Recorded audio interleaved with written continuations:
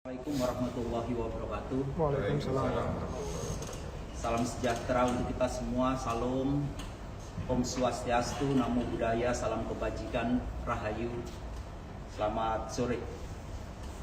Terima kasih kepada rekan-rekan media yang telah hadir di Badan SAR Nasional pada kesempatan sore hari ini. Atas nama pemerintah Republik Indonesia, saya menyatakan keprihatinan yang mendalam atas musibah yang dialami warga negara asing asal Brasil, Saudara Juliana DSPM, yang terjatuh saat melaksanakan pendakian menuju puncak Gunung Rinjani pada tanggal 21 Juni 2025 yang diperkirakan pukul 04.00 WITA. Pada kesempatan ini, saya akan menyampaikan beberapa hal terkait operasi SAR yang dilaksanakan Badan SAR Nasional bersama tim SAR gabungan yang terdiri dari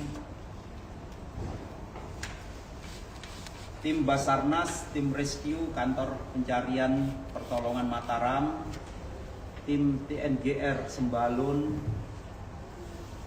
tim SAR dari Polsek Sembalun, Brimob Lombok Timur, SAR Unit Lombok Timur, dan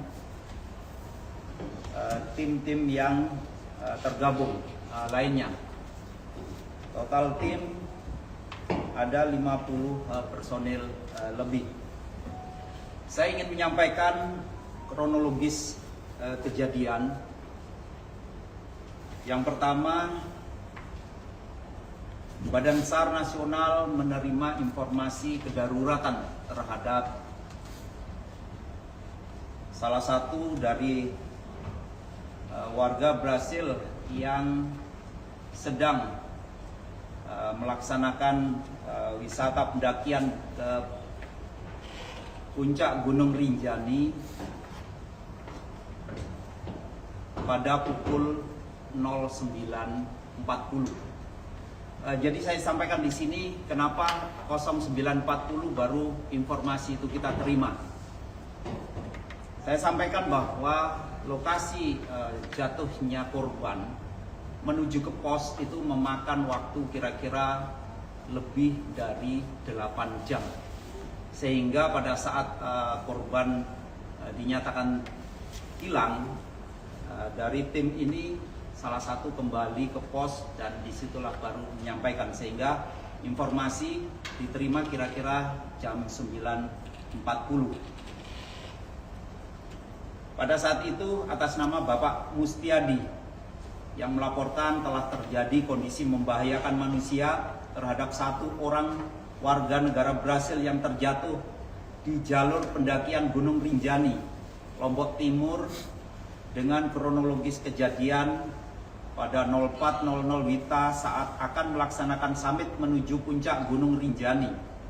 Korban diperkirakan terjatuh dari tebing ke arah danau dengan perkiraan awal kedalaman 150 sampai 200 meter.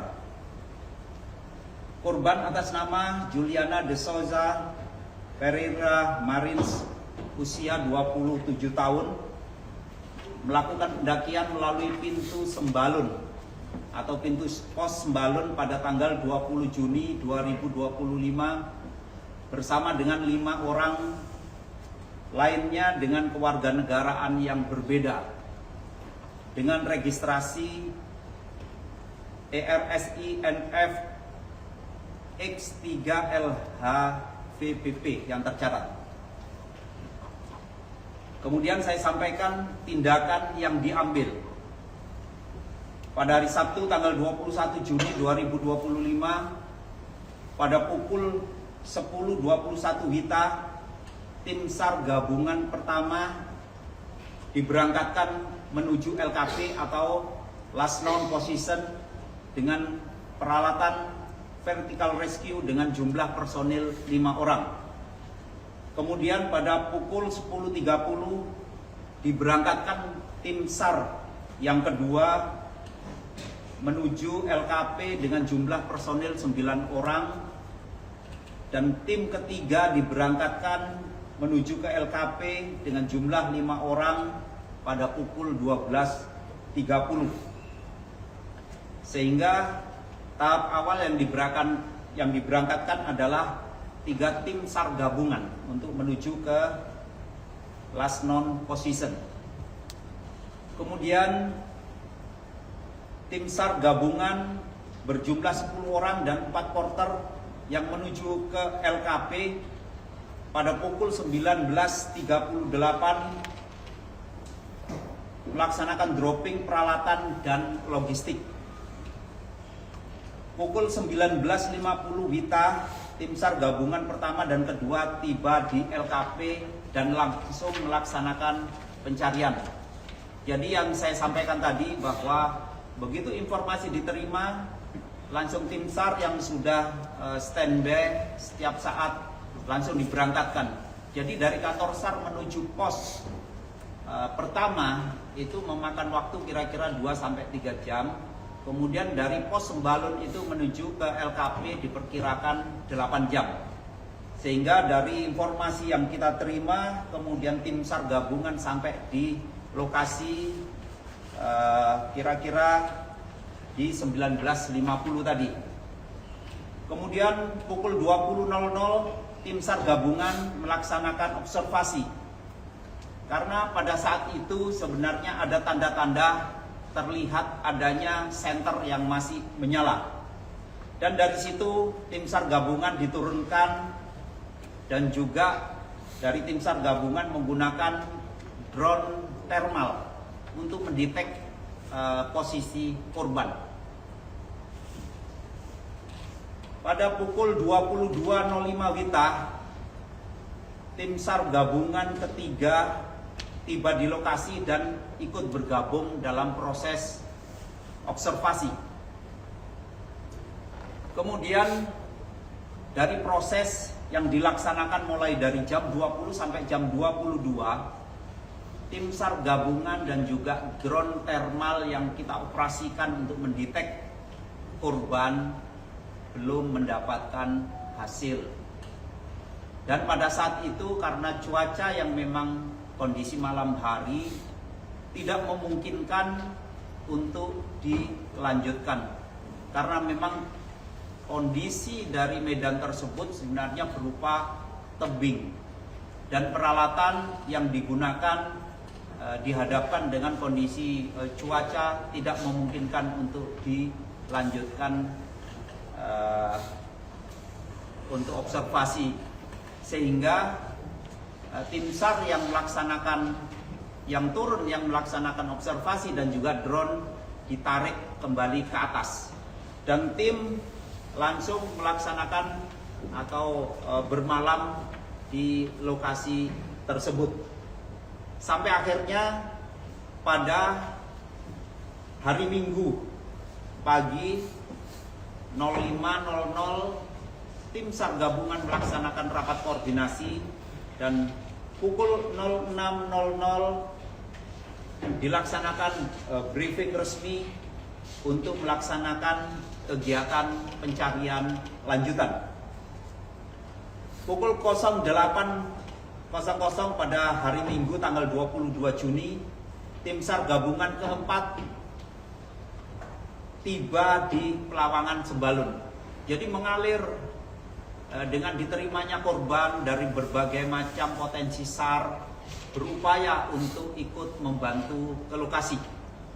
Saya pastikan bahwa kejadian ini sebenarnya sangat direspon sangat cepat oleh berbagai macam rekan-rekan potensi SAR yang ada di wilayah Mataram. Kemudian pukul 9.00 WITA, tim SAR gabungan memberikan informasi bahwa pencarian korban masih terus diupayakan, namun belum berhasil mencapai atau belum berhasil menemukan korban. Secara tidak langsung sebenarnya drone thermal yang kita turunkan itu harusnya mampu mendetek kalau misalkan korban itu masih dalam kondisi hidup. Namun pada hari Minggu tim maupun drone yang kita operasikan belum menemukan hasil.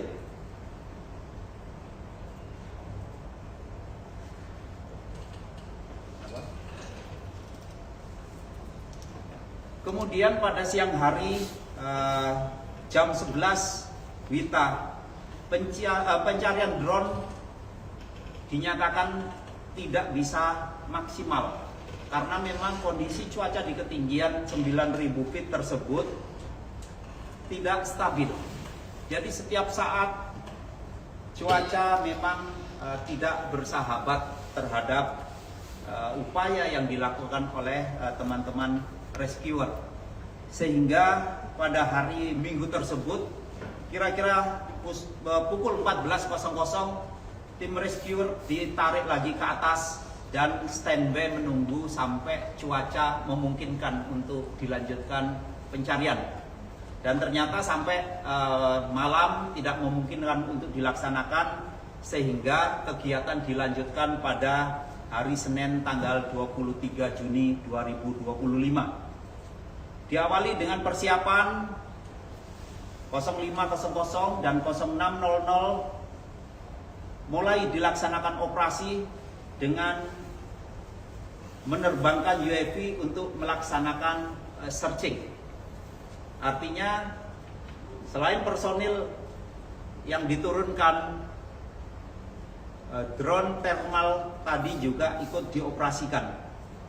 Kemudian pukul 07.00 WITA dropping Larkin dan Tandu ke LKP. Pukul 07.59 drone thermal atau pesawat UAV yang kita operasikan menemukan atau mendeteksi adanya korban yang dimaksud.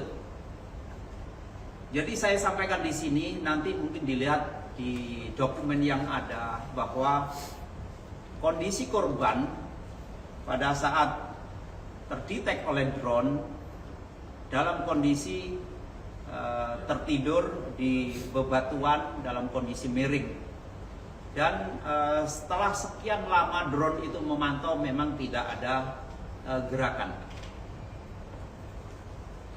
Dari situ koordinat baru ditemukan dan posisi korban, kalau ditarik garis dari tempat jatuhnya korban itu ternyata lebih dari 400 meter, dengan artinya kedalaman dari titik jatuhnya itu di 400 meter dengan kondisi jurang yang sangat terjal. Sehingga pada hari Senin tersebut sebenarnya banyak potensi SAR yang ingin secepat mungkin mengambil inisiatif untuk bisa menyelamatkan. Bahkan pada saat itu juga dari hasil koordinasi ada pesawat dari Bali Air juga ingin ikut membantu dalam proses evakuasi. Namun kembali lagi dari situasi dan kondisi yang ada sampai dengan pukul 14.49 bahwa tim belum bisa menjangkau ke lokasi korban.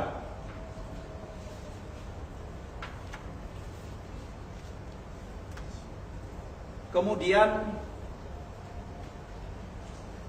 pada pukul 15.30 bahwa ada tim yang diberangkatkan dengan membawa perlengkapan-perlengkapan yang memungkinkan untuk membantu proses evakuasi. Artinya bahwa kedalaman sejauh 400 sampai 500 meter ini memang bukan sesuatu yang gampang. Rata-rata kali yang waktu itu dibawa memang berkisar di 250. Sehingga perlu ada tambatan lagi untuk disambungkan ke bawah, dan itu ternyata kondisi jurang tidak memungkinkan untuk membuat tambatan tali tersebut, sehingga tadi disampaikan ada dukungan dari bawah untuk melaksanakan tindakan evakuasi. Kemudian sampai pada akhirnya kembali lagi cuaca yang tidak memungkinkan untuk bisa dilaksanakan evakuasi.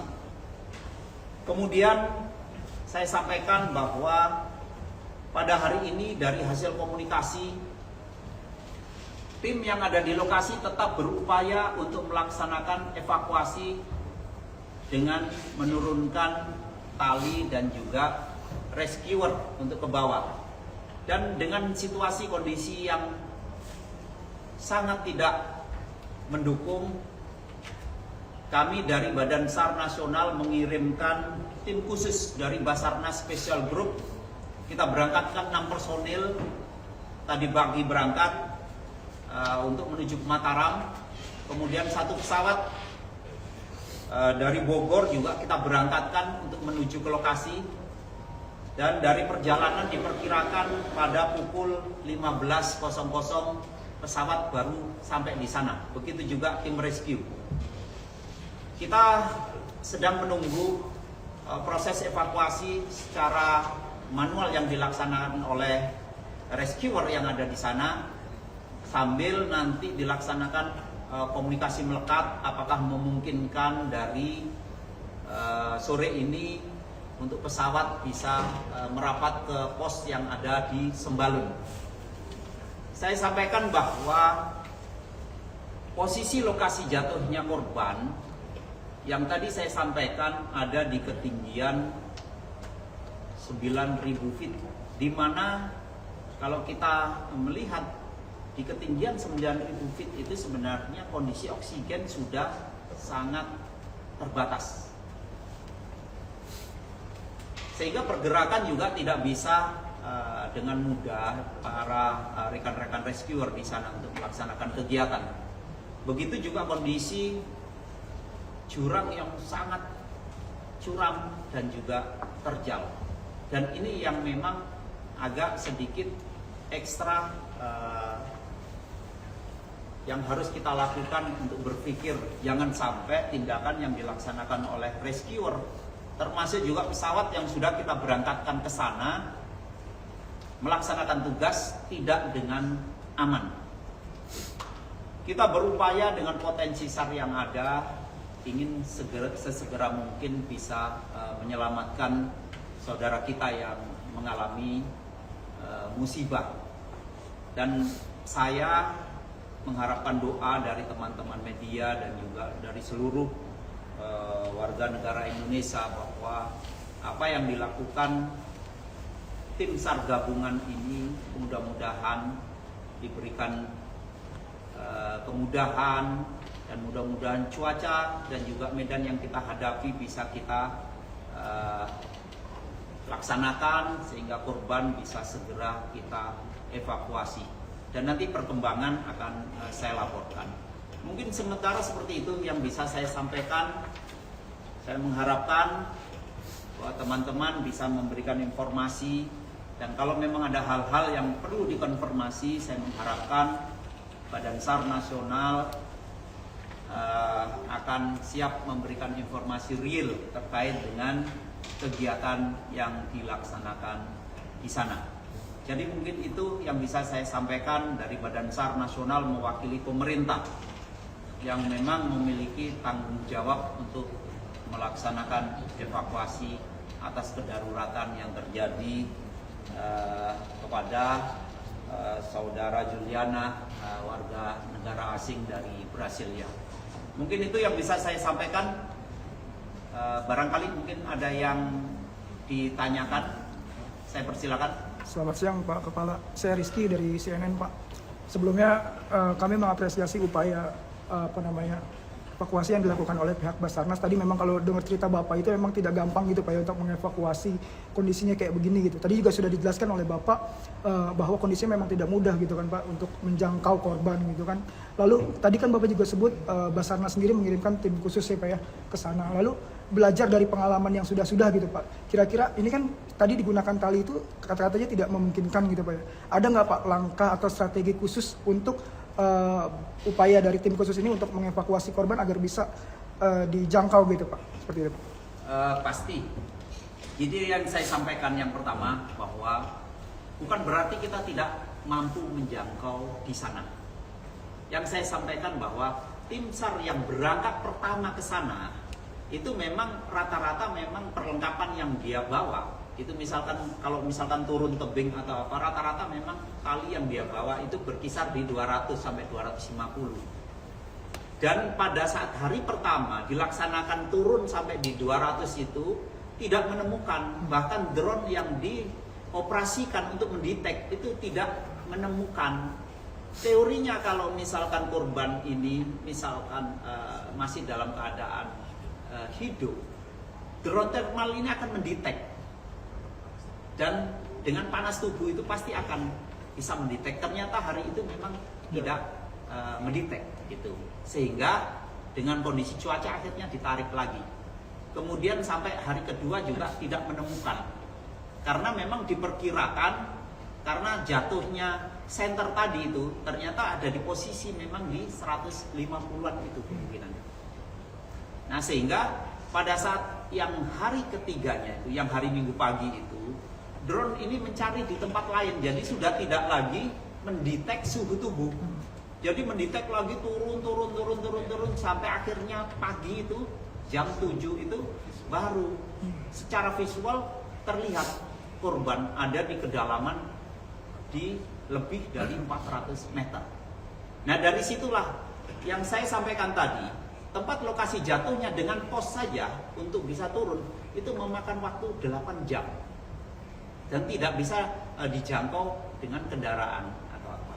Sehingga itulah yang menciptakan hambatan-hambatan. Makanya dengan begitu kita tahu kondisi seperti itu, kita berangkatkan satu helikopter, kemudian kita kirimkan Basarnas Special Group itu, artinya kita memiliki personel-personel yang memiliki kompetensi itu untuk kita berangkatkan ke sana untuk membantu proses evakuasi. Jadi memang tahapan SAR memang seperti itu, bahwa begitu ada kejadian, seluruh potensi yang ada di wilayah yang akan melaksanakan tindakan. Namun pada saat tindakan ini memang mengalami hambatan, perkembangan itulah yang mungkin secara langsung dikirimkan ke Basarnas Command Center yang ada di sini, dan di situ kita akan melaksanakan tindakan-tindakan. Dan faktor utama kita tidak bisa non-stop dari pagi sampai sore karena memang salah satunya adalah cuaca. Makanya saya mengharapkan doa, mudah-mudahan dengan situasi yang ada, entah itu personil SAR kita, bahkan mungkin pesawat heli yang kita kirimkan ke sana, diberikan kemudahan dengan mungkin cuaca bagus, dan juga kondisi medan mungkin ada istilahnya memungkinkan untuk bisa melaksanakan tindakan. Pesawat kita memiliki kemampuan mulai dari melaksanakan hoist, mungkin menurunkan dengan rappelling, tapi juga pesawat kita memiliki keterbatasan yang tidak boleh dilanggar. Karena kalau misalkan itu dilanggar dengan keterbatasan baik itu kemampuan pesawatnya maupun penerbangnya, kita tidak mungkin melampaui dari kemampuan itu. Mungkin itu. Ya, monggo. Saya Putri dari TV One. Saya mau bertanya, ada 3 pertanyaan, Pak. Mungkin dari pihak Brazil, kedutaan Brazil sudah ada koordinasi atau belum? Lalu yang kedua, pendakian ini sudah sesuai dengan standar operasi SOP atau tidak? Lalu yang ketiga mungkin itu kan tadi semua pendaki adalah warga negara asing ya. Nah, apakah dari jalur pendakian tersebut memang jalur yang biasa dilalui oleh pendaki lokal atau memang antara jalur lokal dan WNA itu ada perbedaan, Pak? Terima kasih. Yang pertama, bahwa kejadian ini sudah dilaporkan langsung ke Kedutaan Besar Brasil, bahkan dari Kementerian Luar Negeri kita sudah mengirimkan surat resmi kepada Kedutaan Brasil, itu yang pertama. Kemudian apakah tim yang melaksanakan pendakian ini sudah sesuai prosedur? Itu yang disampaikan, bahwa saya sampaikan tadi bahwa tim ini jumlahnya ada 6 orang yang sudah terdaftar dengan registrasi yang tadi yang saya sampaikan dengan kode ERS INFX 3LHVPP. Artinya kalau saya melihat registrasi ini bahwa mereka sudah memiliki izin. Kemudian juga pada saat kita secara lisan komunikasi bahwa tim yang melaksanakan pendakian ini juga ada pendampingan. Ada 2 pendamping. Jadi total sebenarnya 2 pendamping dan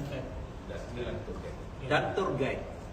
Sehingga total yang jalan menuju puncak ini ada 9 orang. Kemudian perjalanan mereka sebenarnya dari pos kemudian menuju ke Cemara Tunggal ini masih utuh. Dari Cemara Tunggal menuju ke puncak. Nah di sini ini kan kondisi sebenarnya pagi itu. Kita tidak monitor persisnya berangkatnya jam berapa, tapi diperkirakan. Jadi rombongan ini mengetahui salah satu tidak kelihatan di situ. Itu di jam 4. Makanya di situ laporannya diperkirakan 04.00. Nah pada saat sambil personil tersebut ada yang turun untuk melaporkan kejadian, teman-temannya mungkin juga melaksanakan pencarian, sehingga salah satunya ditemukan titik senter. Jadi titik lampu yang kemungkinan itu adalah lampu senter, dan di situ yang menjadi pusat perhatian pada saat pelaksanaan pencarian yang tahap awal yang saya sampaikan tadi, tim SAR pertama, tim SAR kedua, tim SAR ketiga, dan total teman-teman kita tim SAR gabungan yang ada di sana ada 50 personil lebih. Jadi artinya saya ingin sampaikan bahwa tempat wisata untuk pendakian ini yang pasti ini adalah Taman Nasional kita. Tentunya teman-teman kita yang melaksanakan pendakian ini juga sudah terdaftar dengan jelas. Hanya saja memang medannya yang saya sampaikan seperti itu. Jadi menuju ke puncak mungkin bukan medan yang seperti yang kita bayangkan kita jalan dari satu kampung ke kampung. Tapi kita benar-benar harus menyusuri jalan setapak dengan space yang sangat terbatas, dengan kondisi yang tadi saya sampaikan, salah satunya oksigennya sudah mulai menipis. Mungkin itu. Yang terakhir Pak, tadi ini jalur pendakian yang juga dilalui oleh warga lokal. Sama sebenarnya. Jadi jalur pendakian ini sebenarnya sudah dilaksanakan rutin. Hanya saja pada saat kecelakaan ini terjadi atau kedaruratan ini terjadi, kita tidak pernah tahu apa yang terjadi. Apakah kondisinya sedang unfit, atau yang bersangkutan ini mungkin apa kan gitu, karena temannya juga tidak ada yang melihat bahwa yang bersangkutan ini terjatuh atau apa, tapi tahunya oh nggak ada salah satu dari mereka, mungkin itu. Oke, sementara itu teman-teman yang bisa saya sampaikan penjelasan untuk saat ini. Sekali lagi saya mohon doanya, mudah-mudahan teman-teman kita yang tergabung dalam SAR gabungan bisa melaksanakan tugas, diberikan kemudahan, kondisi cuaca yang sangat bagus, sehingga saudara kita yang menjadi korban bisa segera dievakuasi. Mungkin itu yang bisa saya sampaikan, kurang lebihnya saya mohon maaf. Terima kasih, saya akhiri. Wassalamualaikum warahmatullahi wabarakatuh. Selamat sore. Om Santi, Santi, Santi. Selesai.